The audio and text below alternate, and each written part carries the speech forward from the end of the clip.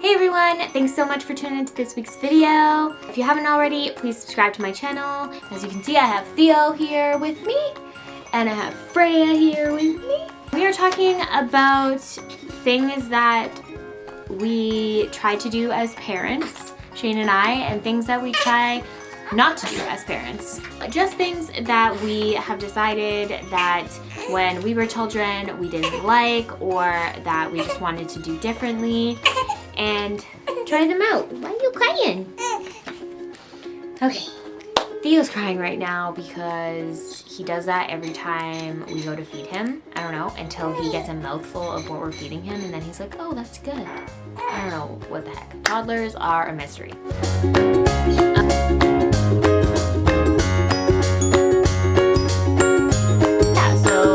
Number one is trying to listen to their problems and not disregarding their problems, because their problems are very significant to them, and we might think that they are little problems and like get over it, it won't be as big of a deal in like a year or two, whatever our excuses.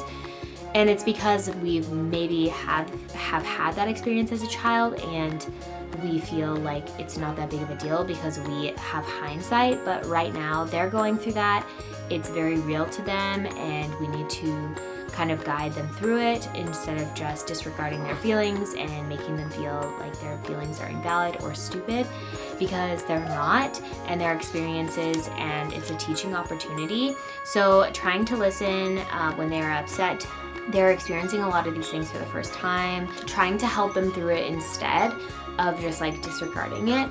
And obviously this takes like, you need to give them more attention. If they're having a fit or whatever and having a tantrum because they can't get something, you really need to like calm yourself down. It can be really, really hard, especially with toddlers, because they're experiencing a lot of these things for the first time when they're toddlers, and they don't know how to communicate that to you about what they're feeling. They are experiencing being scared. We had the other day, like Theo didn't fully chew his food and he like puked up his food because he gagged on it.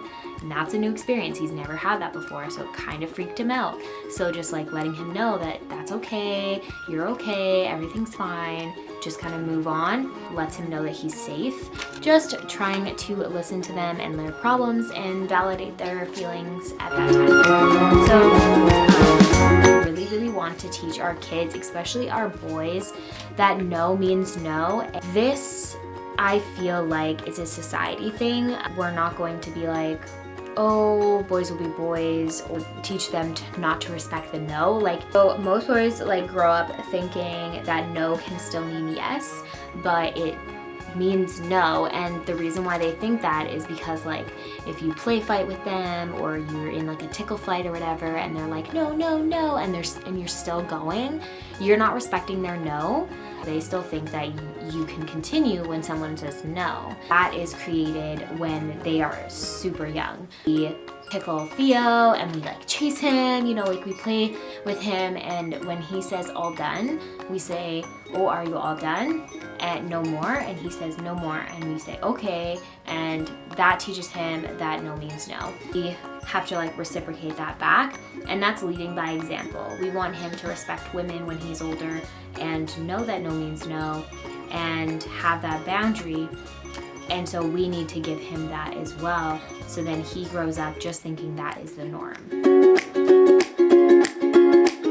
Okay, the third one is teach them the consequences of their actions.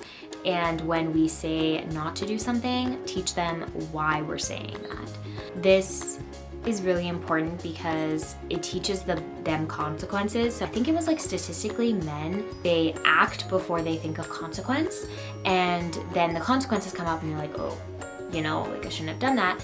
And then more often than not, women think of consequence before, so then they're not doing those things because they're thinking of the consequences.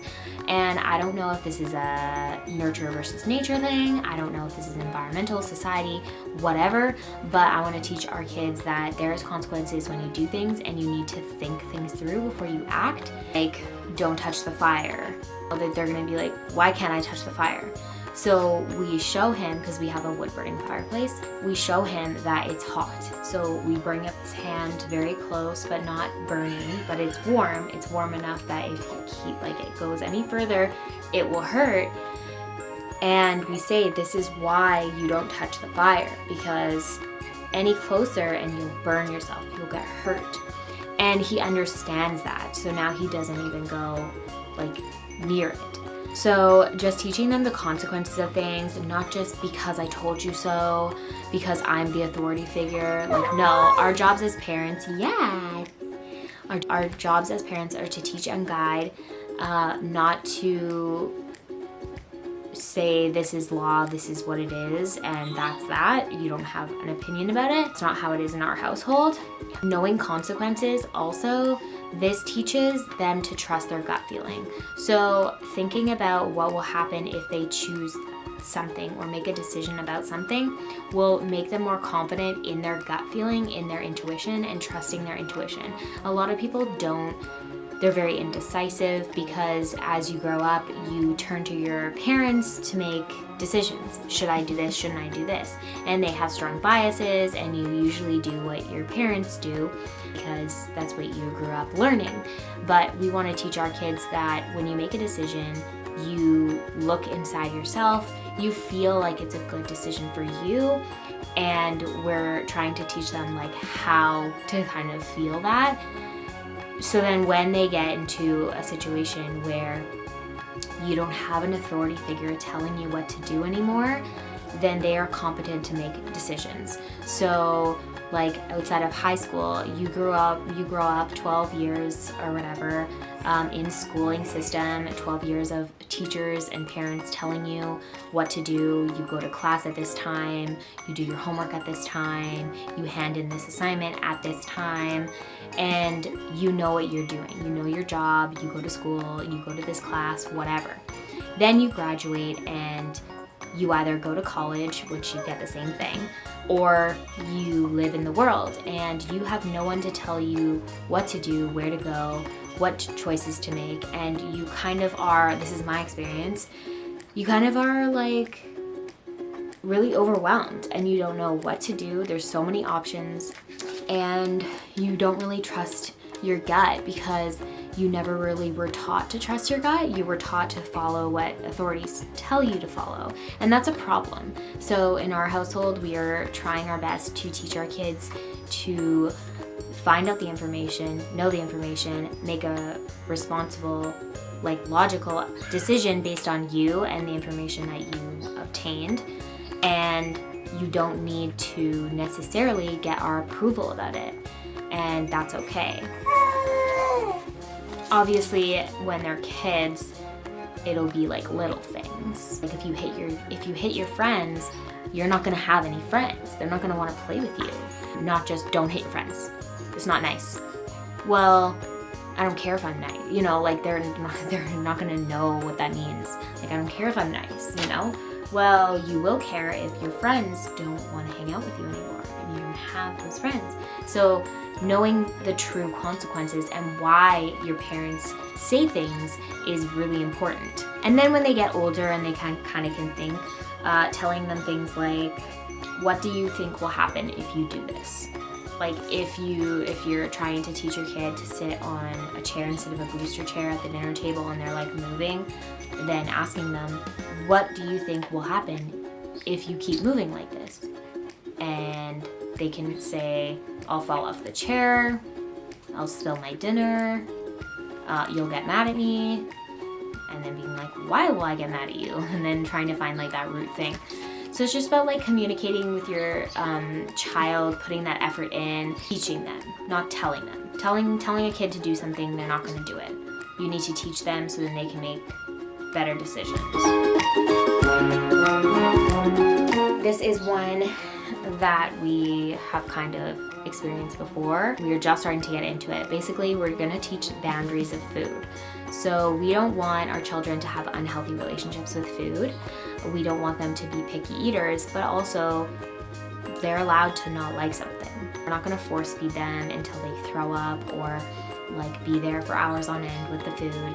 So you try it at least once, and if you don't like it, then we ask, can you have one more bite? Like, are you capable of having one more bite? And most of the time, Theo says, okay, basically I'll have one more bite and then I'm all done. And then what we'll do is we'll either make it a different way, or we will put like a different seasoning on it, a different sauce. That kind of shows children that just because you don't like the way we cook tomatoes in this dish doesn't necessarily mean that you're gonna not like tomatoes in this dish. So then when we say there's tomatoes in this dish, he doesn't immediately be like, ew, tomatoes, because they can taste different depending on how you cook them and depending on what kind of tomato it is. To not waste food, to respect food, know about nutrition, it's good for you, why is it good for you, like those kinds of things, like just teaching them that. We want to encourage them to try the dish that we make no matter what. We don't want to also traumatize them by forcing them to eat it, because that happens a lot. I talk to like a lot of my friends, they always have like food aversions that they don't like, and most of the time it's because their parents forced them to eat it because they didn't like it as a child. And then if they eat it as an adult, sometimes your taste buds change and then you like it as an adult, but then you were like, I didn't eat this for years because I didn't think I liked it.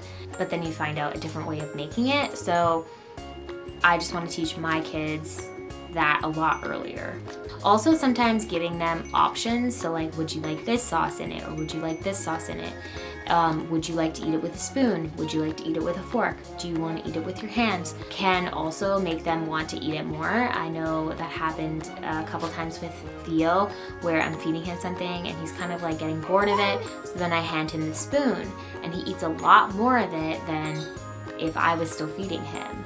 Knowing boundaries of food but not forcing them, because kids don't want to be forced. They get upset, and then their booster seat or wherever they're sitting for dinner becomes a scary place and a not so nice place, and they don't like that obviously, so they won't eat your food. And we don't want our kids to just eat snacks. That's not okay. They need to eat food, they need a balanced diet. This is one when they get older. Okay, so this one I kind of touched on before. So basically, this is when they're older and we want them to be their own person. So we want to guide them. I feel like our job as parents is to guide them, not tell them what to do. Kids don't want to be told what to do. They want to make their own decisions, be independent, and you give them options or give them that freedom to do that for themselves, then I feel like they will make the right decision. And if they don't make the right decision, let them make that mistake and guide them through it, help them understand what they could have done better. It's all about self-betterment. You don't want to make them feel like they have to do things or believe in things that we believe in just because we're their parents. Like, we want to guide them, like I said, and not control them, and that's part of controlling, where you have to think like your parent in order to feel loved, and that's a conditional love. And yeah, you trying to get the kitty? Okay, Theo, it's night-night. Let's go take a nap. Night, boy. Say night-night, Mama. That's a conditional love, and we are obviously want to love our kids unconditionally. So we want them to be independent, we want them to have their own identity, and forcing them or making them feel like they have to agree with us is not something that we are due to do in our household. There's a time and a place for these words. And talk about them in society of like, don't say this and don't say this, don't say this, whatever. There is a time and a place, I think. But they are used so frequently that it creates like a negative impact. So words like be a man, that isn't something you need to say to a boy growing up. Also, what does that even mean? You're implying like, don't cry, be a man. That's not something that a man should need to be. Why can't a man cry? You know, and why do you have to say that to your 4-year-old kid or whatever? Like, that's not gonna help them in life, you know? And it's like, that's just what boys do. That's an excuse, and that's a cop-out. Like, no, we teach our kids. Don't be a girl. Like, what do you mean by that? Like, women are strong. They're like stronger than men sometimes, and we go through a lot compared to men. So like, what do you mean don't be a girl? Like, girls are really strong.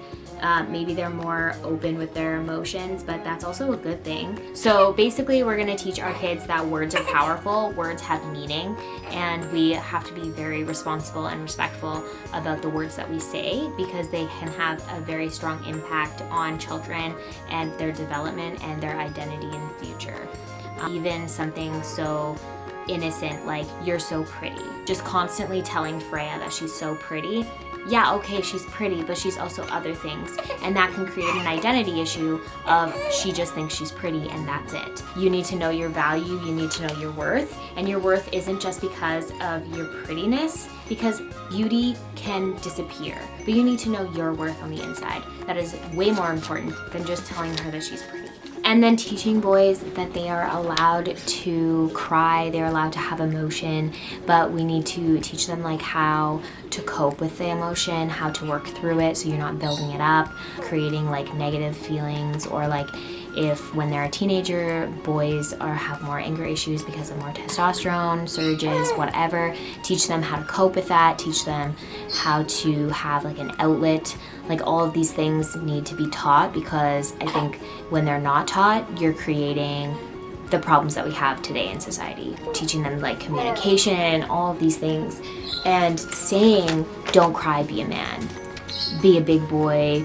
Big boys don't cry." Like, yes, they do. And they're allowed to feel what they're feeling. It's valid. You're also not wanting to create like a weak population, right? You want them to be able to stick up for themselves when being bullied, or being strong enough and confident enough that words don't hurt them as they get older. If someone says like bad, you don't want them to be like quote unquote wimpy, right? So there's kind of like a balance there with what we're going to be teaching him or them, because there's two boys, Griffin and Theo. These words we're going to try not to use. Teaching them these words isn't going to empower them. Okay, so this one is towards us. What we are going to try not to do as parents is deny our shortcomings. We are not perfect, even as parents. We are not perfect. And our kids may look up to us like we are perfect because we are their number one authority, but we need them to understand that we can make mistakes and we own up to those mistakes. So that's the important part. We're not just going to make a mistake, ignore it, walk away, come back like it never happened. We are going to apologize and teach them, this is why I did that, and I'm sorry that I did that. I had a bad day. Hi, she's talking. Hello. Hi. Hi. Oh. Just kind of understanding that we make mistakes too, and when you make a mistake, you own up to that mistake. Even your parents do that. I think that's really important. You don't want to dismiss the mistake we made and forget about it, because they might hold on to that, and that can create resentment, especially in their rebellious teenage years. So we want to teach them that everybody needs to grow and everybody needs to have self-betterment, even when you're a parent, even when you're older. You continue to grow, you continue to learn things, and you continue to make mistakes and learn from them. And that's okay, but it's not the mistake that you made that makes the person. It's how you move on from that mistake, how you learn from that mistake, how you own up from it. Like, are you just gonna ignore it and just kind of ghost the problem? Or are you going to swallow your pride and say you're sorry and say, I did make this mistake and that's not okay, and that's not how we show love, and I'm sorry for that, and I'll try to be better. You know, you're a bigger person for apologizing and owning up to your mistakes and knowing that you're not perfect. And I think that makes you a better person, and it makes you raise better people. And yeah, so that's what we're gonna try to do. Number 8 is teaching our kids how to close out the problem. I'll explain this better. Basically, when you're in an argument with somebody that you love, we don't just want to be narrow-minded. We want to not say, well, it's this way or the highway and that's it. I'm done with this conversation. No. We are sitting down, you're talking about your side, I'm talking about my side, we're coming to a conclusion, we're having a closure of this problem. This helps build healthier relationships, healthier friendships, because you're not just walking away and forgetting about it. Like, this needs to be solved, and you need to communicate on what you're feeling and what the other person's feeling in order to understand each other, and you need to be vulnerable in that state. When we're doing this, we need to make sure that we're making each other like feel heard. We're not getting angry, and if we do get angry, just taking a breath, relaxing, coming back. But it's the coming back part. It's not just leaving it. It's coming back and assessing the problem and figuring it out together as a family.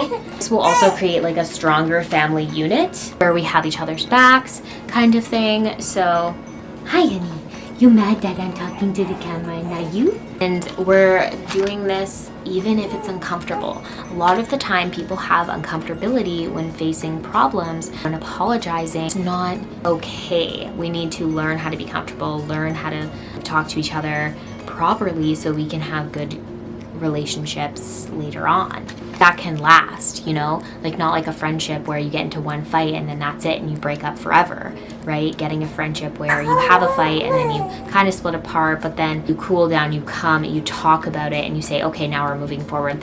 We will never have this fight again because we talked about it. Whereas if you ignore the situation, let's say, still are friends, but it's the resentment that's in the back of your mind, this problem might come up again because you guys didn't talk about it. You guys didn't close out the problem.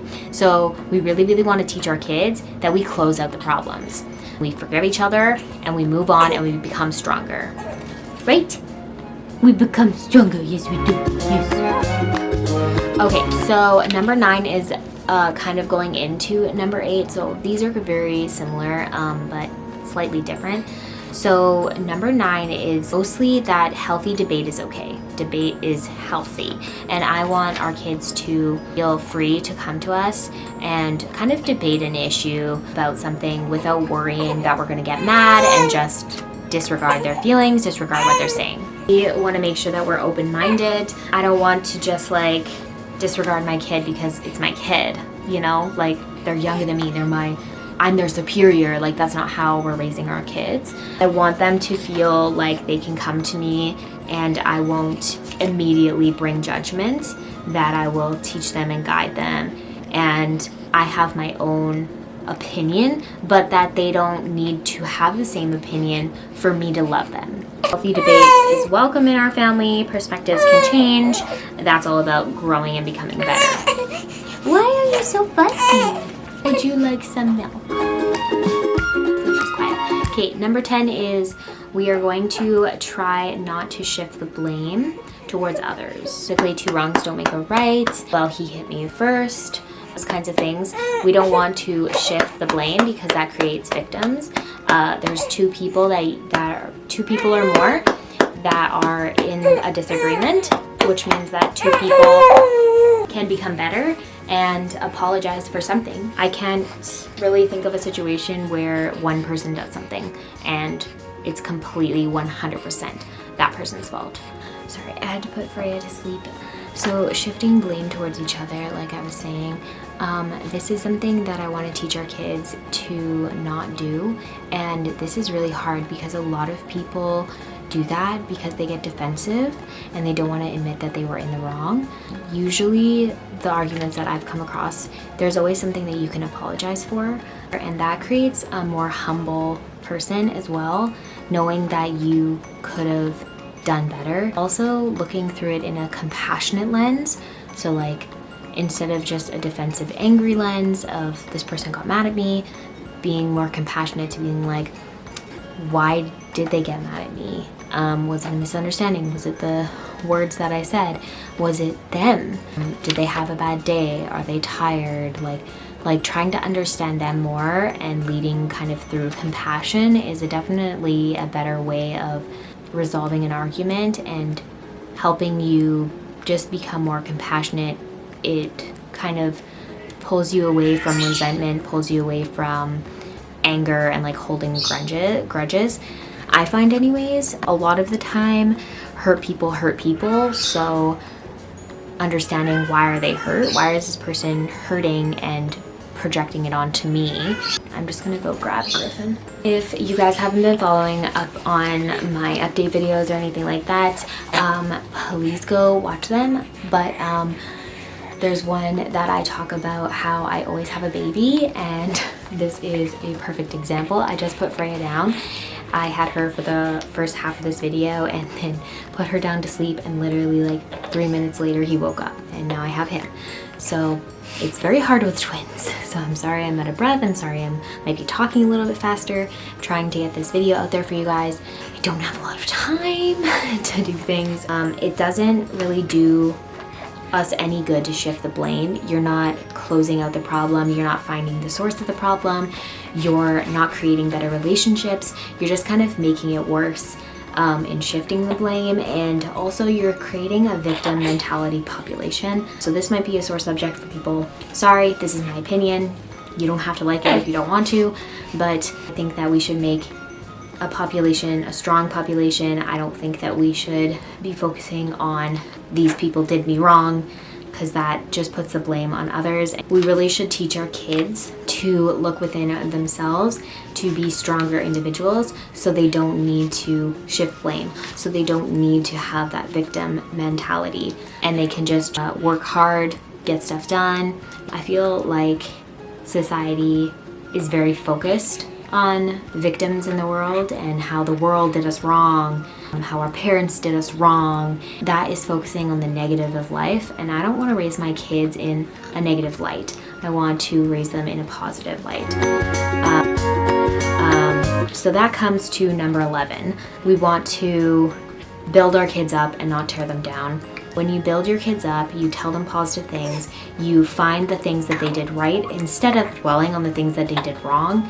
You're building a more confident person and a kinder person, a person that's going to kind of pay it forward, right? You become more positive to them, they grow up positive. You make them see the happy things, just the positive things in life, then they're going to view that as well. If you raise them in a negative light, you did this wrong, can't you do better, why can't you be like your sister? Saying these things will create a person that is focused on the negative. It actually trains your mind to see on a day-to-day basis as you're going subconsciously to pick out the negative things.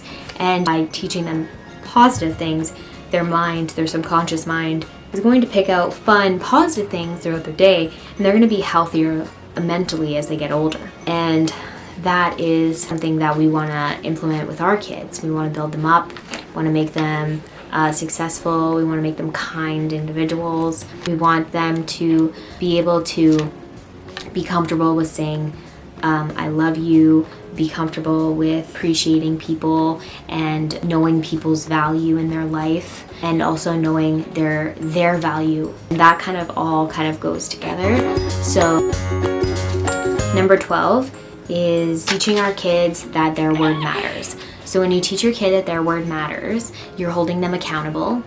You're creating a reliable society where they don't make promises they can't keep, and this is to others, but also to themselves. You don't make a promise that you can't keep, because we want our kids to know their worth. They break the promises that they make to themselves, you're not appreciating your worth.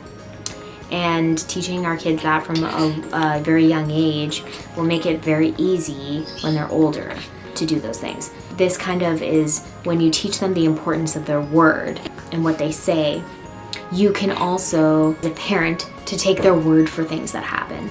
So this person hit me, this person's bullying me, this person stole this thing, and just immediately trusting your kid. Teaching them that we don't lie to get others in trouble. We don't say that they hit us when they didn't. We don't say that stole something when they didn't. We be truthful, because that is that's a big thing, and that kind of flows into the whole knowing that a word is powerful. And when you say, I will do this, I will do this. When you say, I commit to this, then you commit to this. You're not going to cancel. You be a reliable human being. So with that, we as parents shouldn't be saying, are you sure that happened? Maybe you did something, or maybe it was your fault. Saying those things does not teach your kid that their word means something. It makes them have self-doubt. Instead, we're gonna say, like, I'm here for you, I'm sorry that happened, I'm here to listen, I'm here to help you solve the problem, let's go solve the problem, let's go figure it out, these types of things. Or even turning it into a teaching moment, like, what do you think you should do in this situation? What do you think would make the situation better? And then turning it into a teaching opportunity is definitely better than questioning them on whether or not it happened. This is one that I really think is important. Number 13 is bring the breath into their day-to-day living. So what I mean by that is, in our busy society today, we tend to worried about what could happen, what could be, what if this happens. And kids very much worry about that sometimes when they're a little bit like a toddler, kind of like a little bit older, like 5, 6, whatever, especially when they get into friendships and disagreements happen socially. So I think it's really important that when the kids kind of get flustered and they spiral, and even now Theo, sometimes he spirals, he has tantrums because he doesn't know the feelings that he's feeling and he doesn't know why he's feeling them, but he is feeling them and he doesn't know how to communicate that to us. I really like to bring the breath in and just be like, okay, Theo, let's just take a breath and calm down, and then we can reassess and logically create a solution. But when you're flustered and frazzled and you're just spiraling, it can cause things like future anxiety, and we don't want that, obviously, for our children. We want them to be relaxed. It's also really good for your mind, really good for your body to learn breath work. It's really good to calm down your nervous system. That's why I really like yoga. Yoga is like my number one thing that I do, all different types of yoga, but basically yoga is bringing the breath to an activity. You're basically keeping your nervous system calm so then your body can focus on other things. I found that it really helped me as an adult, and I think that if we implement it early on in the kids' lives, they will have less struggles with anxiety, less struggles with depression, if that's a thing, less struggles with having the feeling of needing to control their lives, have healthier mental health, healthier bodies, have healthier relationships. I just think that learning the breath, being able to just like calm down on demand, is a very good skill to have. So like even Theo, I try to do it with Theo as well when he's super flustered, which is very difficult as a parent because when they're having a tantrum and they're very flustered, you just kind of, sometimes you get so upset yourself and it just riles you up. You have to like check yourself and be like, okay, like we have to be there for Theo, we have to be calm, and sometimes like just walk. I tell Shane, I'm like, you're flustered, take a walk. And then me and Theo kind of do some breathing, whatever. And sometimes I need a walk and I say, deal with him, I need time. I just need 10 seconds. I need to calm down before I help him calm down, right? So this one is mostly Shane. He really thinks that this is like super important. I mean, I do too, but 14 is be in balance. So we really want to teach our kids to be in balance. We want to teach them the balance of food, exercise, emotions, and control, but also not controlling. Being in control of your own body, being able to calm down on demand, being able to understand that food is something that is in balance between healthy food and you're allowed to have treats, but there needs to be a balance. You can't just be gluttonous. And there needs to be a balance with like even being lazy, right? You look at like this 7 deadly sins or whatever, like sloth is like the lazy, mind, the not motivational. So there needs to be like ambition, but they're also, you're allowed to have relaxing days. You're allowed to relax. You should relax. You should have a day once a week or twice a week where you relax and incorporate that self-love, because that is something that is super important. Teaching your kids that self-love is a thing and you are allowed to be selfish and take that time for yourself, because that fills your cup, so then you help other people, because you can't help other people when you're not even helping yourself. So being in balance that way and teaching them that is something that we really want to teach them. Always growing, always being open and kind of putting that pride, lowering that pride, being more humble, just being in balance all over. Very much into like the chakras or whatever. I think that learning about it as a young age is just gonna be easier. They're like little sponges, and so they absorb everything, and I feel like their fundamental memories need to be like, I feel like it'll just be easier as an adult to be in balance if you teach it as a kid, you know? So 15 is we are going to teach them all of these things by leading by example. Leading by example is the best way of teaching, I find, because when a parent says, because I said so, when a parent says, just do as I say, or even just tells you what to do, that is not going to make a kid want to do it. But if you see your mom do things every day, if you see your dad do things every day, if you see the way they treat money, the way they treat each other, the way that they communicate, you just kind of adopt that mentality instead of telling your kids, you really should be this, you really should do this. They need to see you do it. I feel like it makes you a more credible person because they'll take your word for it more. Like, you're not gonna take parenting advice from somebody who doesn't have kids, you know, because how do they know? You're not gonna take financial advice from somebody in crazy amounts of debt, because how do they know?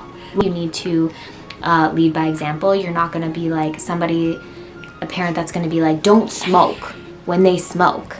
The kid's gonna be like, well, you do it, so why can't I do it? And then the parent says, well, because I'm allowed to do it because I'm an adult.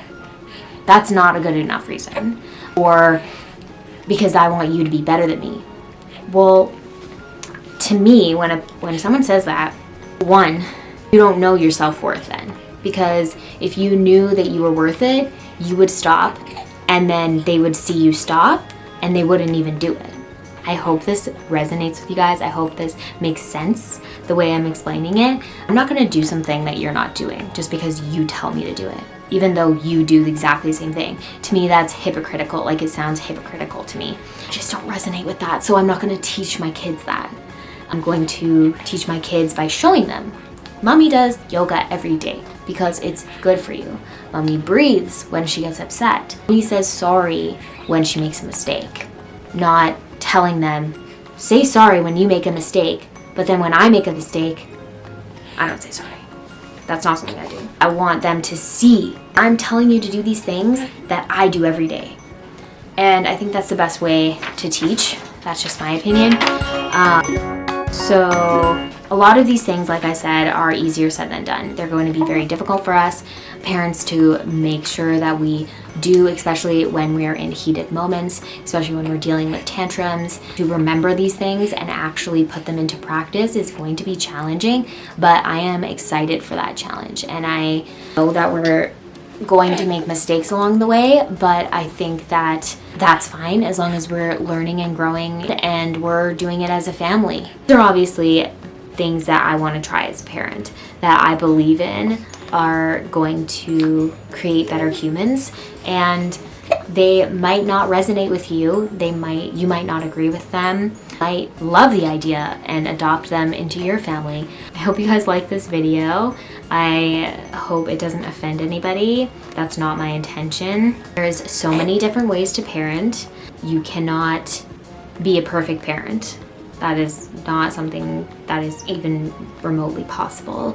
So I think there's multiple different ways to parent, and choosing the right one for your family is something that is a very personal choice. And this is just kind of what Shane and I are gonna do. And we're gonna see if it works, and we're gonna kind of adapt and make it malleable to our family. I'm really happy that you guys tuned into this video. Let me know in the comments below if you agree with some of these things, if you implement them in your own family. If you liked this video, please give it a thumbs up. Please share it to anybody who you think would benefit from it. And please subscribe to my channel and join my little community here. Watch my children grow. Thank you guys so much, and we'll see you next week. Bye. Bye-bye. Bye-bye. Bye-bye. Bye. Bye. Bye.